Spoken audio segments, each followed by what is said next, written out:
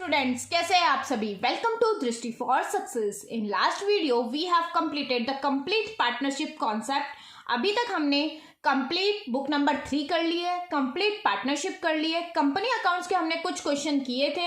अब एक बार हम कंपनी अकाउंट्स को कंप्लीटली रिवाइज करेंगे और इसके भी जितने भी अगर कॉन्सेप्ट कुछ रह गए होंगे छोटे मोटे, तो वो हम इस वीडियो में कवर कर लेंगे।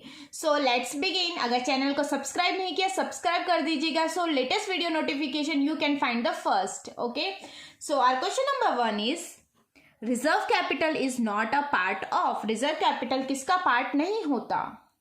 तो इसका आंसर क्या हो जाएगा? Authorise capital, subscribe capital, issued capital. ये हमारी कैपिटल का पार्ट है। अनसब्सक्राइब्ड कैपिटल हमारी रिजर्व कैपिटल का पार्ट नहीं होगा। नेक्स्ट क्वेश्चन है question number 2। The part of authorise capital which can be called up only on the company being wound up is called. ऐसा कौन सा कैपिटल है जो हम कंपनी के बंद होने के ऊपर मंगवाते हैं? तो कंपनी जब क्लोज अप होती है तो हम रिजर्व कैपिटल मंगवाते हैं। इसीलिए ऊपर वाले क्वेश्चन में कहा था रिजर्व कैपिटल ऑथोराइज कैपिटल में भी इंक्लूड होती है, सब्सक्राइब कैपिटल में भी इंक्लूड होती है, इशूड कैपिटल में भी इंक्लूड होती है। ठीक है, क्योंकि ये जो कैपिटल का वो अमाउंट है जो हम कंपनी, कुछ हिस्सा हम जैसे 10 रुपीज शेयर का है, हमने 8 रुपीज मंगवा लिए, 2 रुपीज अभी तक मांगने बाकी हैं, तो वो 2 रुपीज हमारे रिजर्व कैपिटल का हिस्सा बन जाएगा और वो हम कंपनी जब वाउंड अप होगी उस टाइम शेयर होल्डर से कॉल अप करेंगे।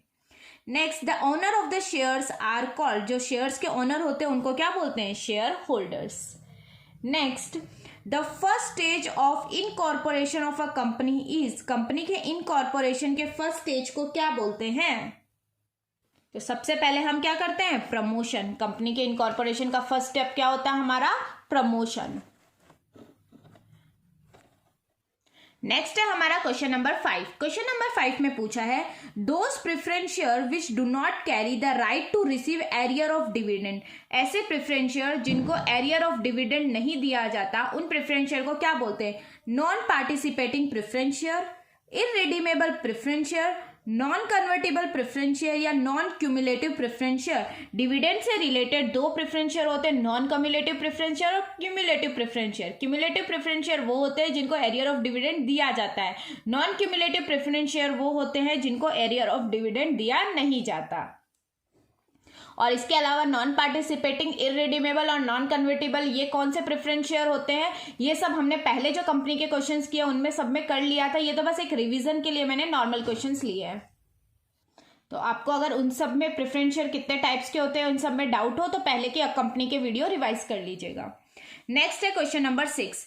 ESOP offered by company will create और रिटेन। ESOP क्या होता है? Employ stock option plan. ठीक है, इसका क्या होगा?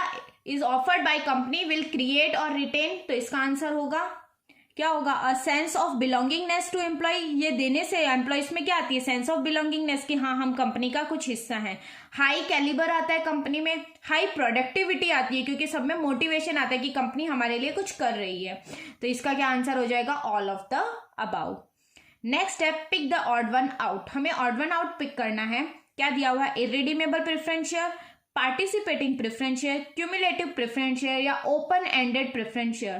तो इसका आंसर हो जाएगा डी। ये सभी प्रेफरेंस शेयर के टाइप्स होते हैं पर ओपन एंड प्रेफरेंस शेयर का कोई टाइप नहीं होता। Irredeemable preference share, redeemable preference share, participating preference share, non participating preference share, cumulative preference share, non cumulative preference share, convertible preference share and non convertible preference share. ये 8 types के preference shares होते हैं but open ended preference share कुछ भी नहीं होता है। Next, subscription of share should not be less than. जब हम कंपनी को हम पब्लिक को शेयर इशू करते हैं तो कितने शेयर्स का सब्सक्रिप्शन आने पे ही हम शेयर इशू कर सकते हैं? तो ये क्राइटेरिया होता है 90%।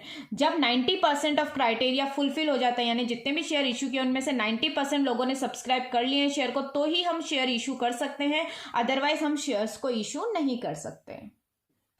नेक्स्ट है क्वेश्चन नंबर 9। क्वेश्चन नंबर 9 में क्या दिया हुआ है? A company forfeited 4000 shares of ₹10 each on which application money of ₹3 has been paid. Out of this, 2000 shares were reissued as fully paid up and ₹4,000 has been transferred to capital reserve.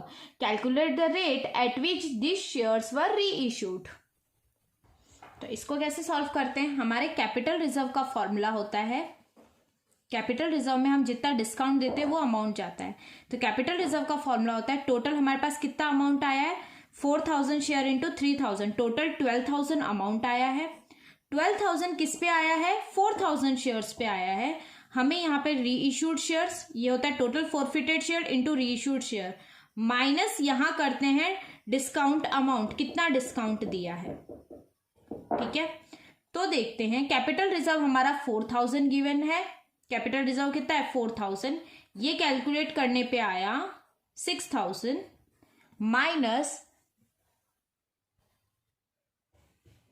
Minus discount amount कितना हो गया, discount amount हमारा है x, तो ये solve of करेंगे तो x की वैल्यू कितनी आ जाएगी 2000, मतलब हमने टोटल 2000 डिस्काउंट दिया। 2000 कितने शेयर्स पे डिस्काउंट दिया 2000 शेयर्स पे, मतलब एक शेयर पे कितना डिस्काउंट दिया है हमने 1 रुपी का डिस्काउंट दिया है। तो total fully paid up share है, मतलब 10 रुपीज का शेयर था, 1 रुपी डिस्काउंट दिया, यानी हमने कितने रुपए क्या किया इसमें calculate the rate at which shares वर री इशूड। तो शेयर कितने पे री इशू किए गए हैं 9 पर शेयर पे शेयर्स को हमने री इशू किया है। नेक्स्ट है हमारा क्वेश्चन नंबर 10। क्वेश्चन नंबर 10 में क्या दिया हुआ है, Vaniya limited forfeited 20,000 equity shares of 100 each for non-payment of first and final call of ₹40 per share. The maximum amount of discount at which these shares can be reissued will be. तो maximum amount of discount हम दे सकते हैं जितना amount हमें receive हो गया है। तो 100 में से अगर 40 रिसीव नहीं हुआ है तो हमें एक पर शेयर कितने रुपीस रिसीव हो गए 60 रुपीस रिसीव हो गए, और टोटल 20,000 इक्विटी शेयर है, मतलब 20,000 से इंटू कर देंगे तो टोटल 60 इंटू 20,000 कितना हो जाएगा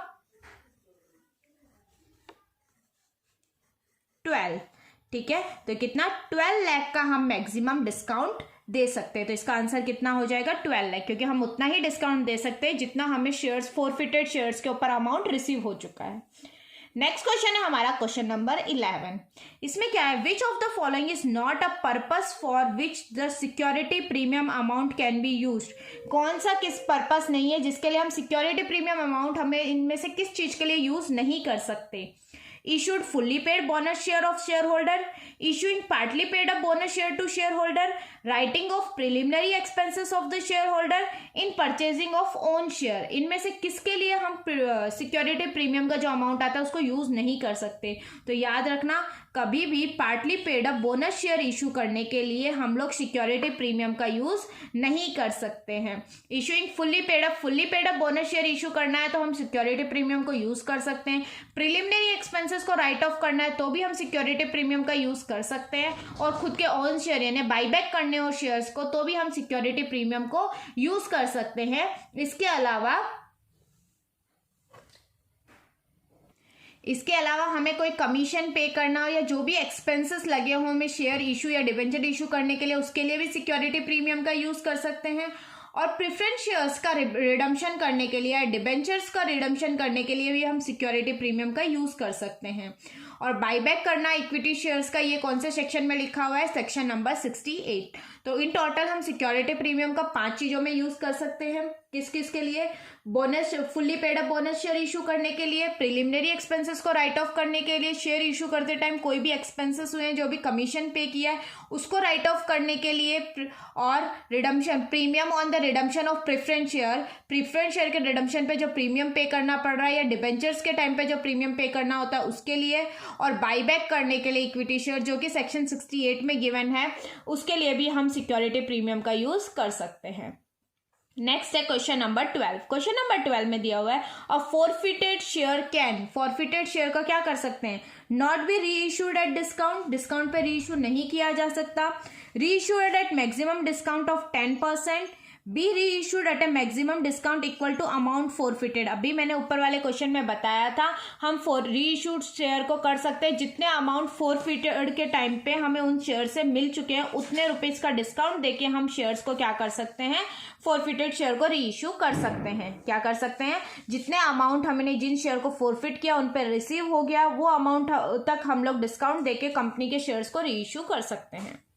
इसी के साथ हमने क्वेश्चन नंबर 12 तक इस वीडियो में कंपनी के कवर कर लिए हैं। आगे के क्वेश्चन हम हमारी नेक्स्ट वीडियो में कंटिन्यू करेंगे। Till that, thank you for watching the video, keep learning, keep practising and all the best for your exam.